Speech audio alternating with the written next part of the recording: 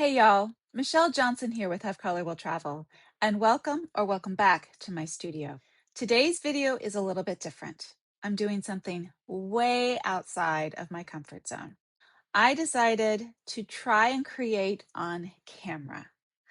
I have had friends and family ask me, why don't I turn the camera on when I'm in the process of making something? And my answer to them was, well, I'm not a super fan. Honestly, I get a little self-conscious when I think that there's somebody watching.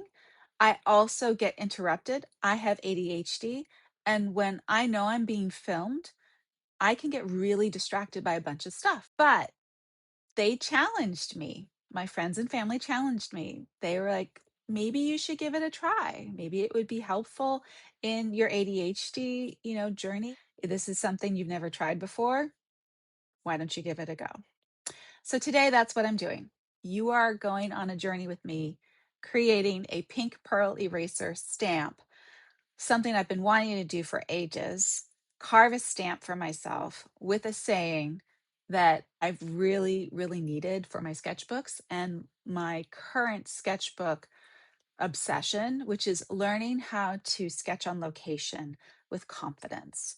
I am really interested in getting better and more confident and comfortable sketching on location, sketching what I see on location. And I have found that I've got some hiccups there. And today's video is about me carving a stamp out of pink pearl erasers, something I rediscovered last month that I had a whole ton of pink pearl erasers when I made y'all the video last month about my 4 favorite art erasers. And I've always been curious about carving into them. And that's what I've got for you today, the process of learning how to carve pink pearl erasers. Let's see what that was all about. Carving into a pink pearl eraser is like doing a lino cut print. You start with a sketch, then you take your tracing paper and you trace your image onto it. Then you take a 6B pencil, create some transfer paper, turn that over, and you've got your print transferred onto your block. After that, I did highlight it again with my HB pencil to make it darker. And then once I had my Prince image there on my block, rather than just start carving, I like to color in red all the places I am going to carve out. Red means remove. If you've ever done printmaking, sometimes you can like trick yourself and accidentally carve out the wrong portions of your block.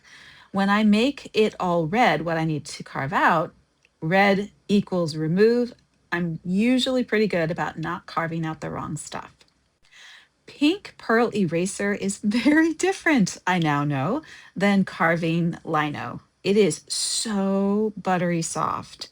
I was having a difficult time controlling my carving tools, and had to be really careful. I was using my finger as kind of a stop gap to make it so that I wouldn't go too far.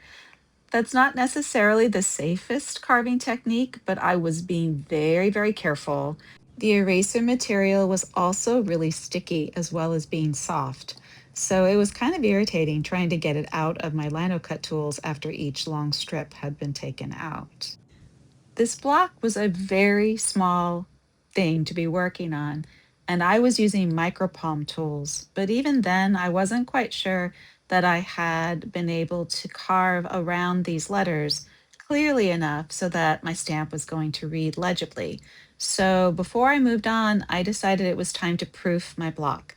And what that means is I just took a waterproof and archival stamp pad and did some testing. What I found out is that there was still a lot of chatter around my letters. And what is chatter? Chatter are those, if you're looking up at the printed portion at the top of the page, those are all of those kind of scraggly lines here and there. They're not always bad. Sometimes when you make a print, there's chatter that's really interesting. I decided that the chatter that was going on was too much on this print because I knew I was going to be carving out the symbol of no art police, so the circle with the line through it. And I wanted to make sure that that also was going to read really clearly. So I needed to have less chatter on the outside of my block. Here I am, I'm testing how I did with that second cut, and it's doing pretty good. But I'm discovering slowly I am printing this stuff after I've stamped it with ink, I am pressing way too hard. The rubber of a pink pearl eraser is really, really soft, and it can actually, suppress the letters. Like it just really condenses the material, and even though you've cut away the chatter, you're creating new chatter because you stamp so hard it gets down there. So see, look, in that print I have even more chatter than I had before, even though I had cut away all of the previous chatter. So I had to learn about the pressure that I could use on rubber stamps that are made from pink pearl eraser, because it's definitely not as stiff as lino. That is the one where I discovered my pressure was really, really good, but I had to make sure I wasn't going on the edges of the stamp, those little inclines.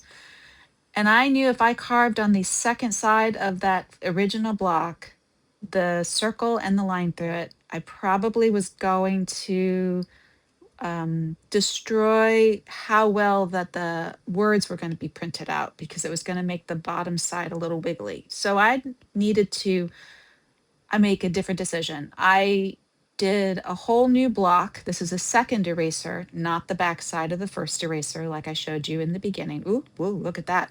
Yeah, see the block is really soft, so it can make your lino cut tool go woo really fast. So where I have my fingers here is a little dangerous, like I said before. So I'm being very careful to go very slowly to make sure that I don't gouge a hole and have to go to the ER while I'm having some fun in the studio. A second block, rather than using just one block for both sides and carving both sides, is probably going to be my best solution so that both stamps come out clearly. And I just showed you previously that I had to switch lino tools for this portion of the block because I wanted to carve out. I mean, that wasn't a very detailed carving, it's just a circle with a line. And so I was using my bigger lino cut tool that is made by Speedball to get that done more quickly. So I had stamped red and black art police because I wasn't quite sure what color I wanted the words to be. If I wanted the words black or I wanted the words red. And then therefore, do I want the no art police part, the sign, the circle with the line, to be red or black? So I'm doing a whole bunch of testing, trying to decide if I want it to be straight, do I want it to be cockeyed, do I want it black, do I want it red, which reads the most clearly. I really did not want any chatter in my circle with the line cut through it. So there was quite a bit of editing here to make sure that that was a crystal clear line that I was creating. Editing in any kind of printmaking process is just, trial and error. Stamp making and lino cut making, it's full of a lot of proofing, and it's actually really, really fun. I got into a hyper focus zone when it was at this point. I truly feel like I forgot the camera was on. Occasionally I'd be like, oh, I should probably gesture here because I knew I was going to do this as a voiceover. There was no way on my first time doing my work and videoing at the same time that I was going to also be able to talk, especially since I was using very, very sharp tools. I didn't want to risk injuring myself because, well, who wants to go to the ER while you're making art? Here I am deciding, is it going to be black? Is it going to be red? I wasn't quite sure if the police words should be red or black. That looks good, but I feel like for what I want it to mean, which is no art police, I feel like the art police are coming through the zero and the slash, like not allowed. I wanted the art police part to look like it was really getting attacked by the zero and the crossing out. I don't know what to say about the ixnay, the no say of the thing. So art police is going to be red, and the outline is going to be black. I think you might see here too, I have changed which stamp pads I'm using. So before I was using a pigment stamp pad, now I'm using a chalk stamp pad because I knew I wanted to go back and forth really quickly, and chalk ink dries much faster, but it allowed me to be editing and making choices a lot more quickly. That right there, I pointed to it, is my favorite version of the stamp. And so even though there's a bit of chatter that's consistent, even when my pressure gets, I got my pressure really good. I wasn't pressing too hard anymore. That was the chatter I would like to have kept in the stamp. All right, now it's time, now that I've done all that proofing and all that testing, it's time to put these stamps into my most commonly used out and about outside of the studio sketchbooks. Because I'm stamping on the cover, I need to find something that's going to keep it nice and level so that the print that I make is a flat and clear print. And I am not going to lie, I was feeling a little nervous at this point because once you stamped it in your sketchbook, that's it. You've got to go with what it is. And I really wanted it to turn out really well. Regardless of the fact that I was on camera doing it. This is one of my favorite sketchbooks. It's my travel sketchbook that's always with me everywhere I go. And I really wanted it to be, for lack of a better word, perfect. So let's see, you notice here I'm stamping, stamping, stamping, and I'm afraid to lift it up. But hey, it turned out really, really well, thankfully. And at this point, you might be asking yourself, Michelle, why did you take all of that time to create a stamp that says art police, no art police? Like I have no idea what that's called, that circle with the line through it, but the ixnay on the art police say the no art police stamp that I made.